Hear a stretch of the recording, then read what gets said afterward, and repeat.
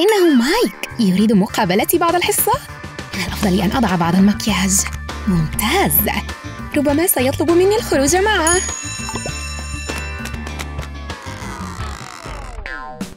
لا، الكراسي البلاستيكية الخرقاء. ماذا أفعل الآن؟ كنت أعلم أنه يجب علي إحضار زوج احتياطي.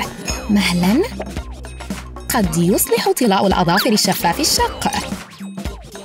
ضعيه على الشق مباشرة حتى لا يتمزق أكثر. نجوت بأعجوبة.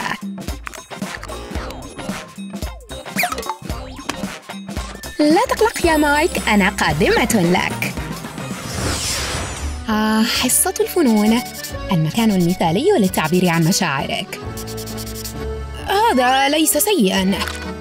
يبدو أني أمتلك موهبة في رسم الحياة الساكنة. أين فرشتي السميكة؟ هيا. أو لا، تلطخ رباط سترتي بالطلاء. يا لها من فوضى كبيرة. أوه، هذا مؤسف. لماذا لا تفعل مثل ما فعلت؟ لن يتسخ رباط سترتك أبداً بهذه الطريقة. دعني أريك. لف الرباط حول إصبعين بهذه الطريقة، ثم تبع هذا النمط. حالما تصل إلى نهاية الرباط، دسه في منتصف الدائرة التي صنعتها. اسحبه بقوة ثم انتقل إلى الجانب الآخر. واو، هذا رائع، شكراً. شكراً، وأصبحنا متطابقين الآن.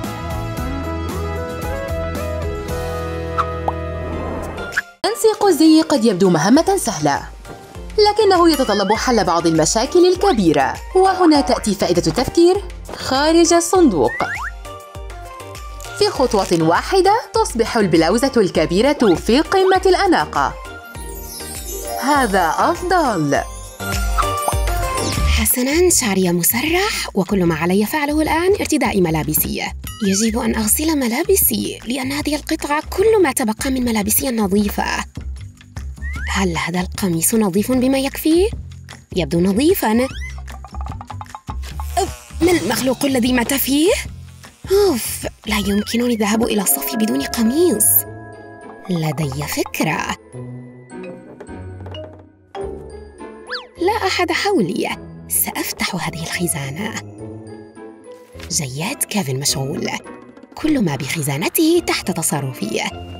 لنرى هنا. هذا اللون جيد علي، ألست محقة؟ لكن يحتاج القميص لبعض التعديلات. من الأفضل أن أذهب قبل أن يلاحظ كيفن وجودي. يا إلهي، أنا ضائعة وسط هذا القميص. هل يمكنني عمل أي شيء لتضييقه؟ ابدأي بدس القميص في البنطال الجينز. تأكدي من أنه ليس متكوماً تحت البنطال، ثم استخدمي حمالة صدرك لسحب الكم للأعلى، ثم دسيها لتثبيت الكم. لا تنسي الكم الآخر يا لالي. من كان يعرف أن حمالات الصدر متعددة الاستخدامات؟ هذا أفضل بكثير. هل تخدعني عيناي؟ لأن هذا القميص يبدو رائعاً للغاية. كان ذلك وشيكاً. تلك اللمسة المذهلة التي تضفيها الإكسسوارات. سأسمي هذا انتصاراً. تقدم لانا عرضها التقديمي المهم اليوم. يوم آخر وتقرير أحياء آخر. متى سأتقاعد وأرتاح؟ أوه، واو. أي، ما الذي ضربني؟ أوه، آسفة على ذلك. مهلاً، هذا القرط بنفس الحجم تقريباً. سأستخدمه كزر جميل. إن وضعت القرط أمام فتحة الزر، يمكنك إغلاقه من الخلف بهذه الطريقة. هذا الزر لامع قليلاً، لكنه سيؤدي الغرض. هل أريد ارتداء أخضر أم وردي اليوم؟ وردي بالطبع. سأجفف شعري الآن يا صوفيا. من الأفضل أن أزيل هذه التجاعيد بسرعة. لا أريد أن أذهب إلى الصف بمظهر أشعث. أين كل البخار؟ لقد قمت بتوصيلها. ليست ساخنة ساخنة أبداً. صوفيا، يجب أن نغادر في 5 دقائق. هذه المكواة الغبية معطلة. لنستخدم الحرارة من مكان آخر. إن وجدت نفسك بدون مكواة، ببساطة استخدمي مجفف شعر لكوي الملابس الرطبة قليلاً. نعم، هذا يعمل. لنبدأ. سيصبح القميص خالياً من التجاعيد في غضون دقائق. أترين ذلك؟ كلما كان القماش رطباً أكثر، استغرق تجفيفه وقتاً أطول. وانتهيت. شكراً على الفكرة الرائعة يا إيمي. وهكذا أصبحت هاتان الفتاتان جاهزتين. لا شيء أفضل من تناول الغداء مع صديقتك المقربة، فهو الوقت المثالي لمعرفة آخر المستجدات. ويبدو أن صوفيا لديها أكبر قدر من المستجدات اليوم، لكن إن كنت لا تتحدثين فستضطرين لفعل شيء مع فمك، ودون أن تدركي ذلك حتى ستأكلين الكثير من الطعام. ولا حرج في ذلك. واو، من المؤكد أنك كنت جائعة يا إيمي. من الأفضل أن أوسع هذا البنطال قليلاً. هذا أفضل بكثير. هل أنت جاهزة للذهاب؟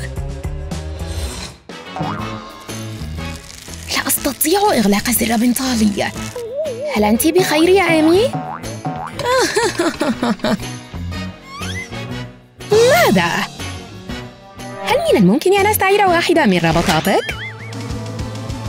إن كانت بطنك بحاجة إلى مساحة صغيرة للتنفس، فيمكن لربطة الشعر أن تمنح بنطالك القليل من المساحة الإضافية. مرريها عبر الفتحة ثم اربطيها. أشعر بشعور أفضل بكثير الآن. لنذهب لشراء التحلية. أوف، أين زر الإيقاف الغبي؟ أحتاج ل10 دقائق أخرى فقط. لقد تأخر الوقت يا لانا. يا سلام، هذا أفضل بكثير. من الأفضل أن أبدأ يومي. كم الساعة الآن؟ ماذا؟ لقد تأخرت في النوم. كدت أن أنتهي. بالكاد سأصل على الوقت. سأدخل طرف الحزام في الحلقة. وانتهيت. هناك مشكلة. ماذا؟ هذا غريب. أنت؟ ما مشكلة هذا الحزام؟ سأحاول مرة أخرى. لا، ما هذه السخافة؟ مهلاً؟ ربما يمكن لربطة الشعر هذه مساعدتي، حتى أنها تطابق لون الحزام.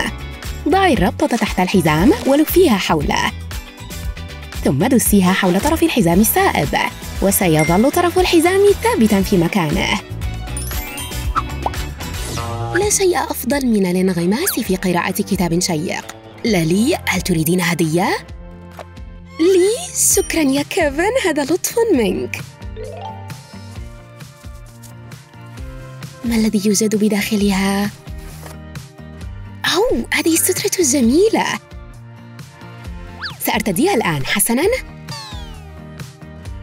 لا أعرف. تبدين رائعة. أتمنى لو كان بإمكاني تعديلها قليلاً. في الحقيقة يمكنني فعل ذلك. افردي السترة على الطاولة، ثم اقطعيها من المنتصف في خط مستقيم. أجل، بشكل مستقيم. وصدقي أو لا تصدقي، هذا كل ما يجب عليك فعله. واو، ألا تبدو أفضل الآن؟